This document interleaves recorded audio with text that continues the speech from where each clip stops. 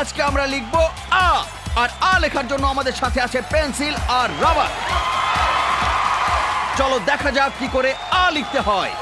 প্রথমে এই পেন্সিলের পালা। পেন্সিল একটি আড়াআড়ি দাগ দিল, তারপর কিছুটা ঘুরিয়ে গোলাকার আর একটি দাগ, এরপর নিচ থেকে একটু বাঁকিয়ে লম্বালম্বি চলে যাচ্ছে উপরের দিকে, আর এবার উপর থেকে একটু বাঁকিয়ে চলে যাচ্ছে নিচের দিকে।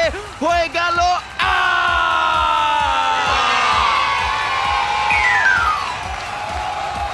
এবার রাবারের পালা। দেখি রাবার কি করতে পারে। রাবার প্রথমে একটা দাগ মুছে দিল, আর আমরা পেয়ে গেলাম আরো একটি বর্ণ আ।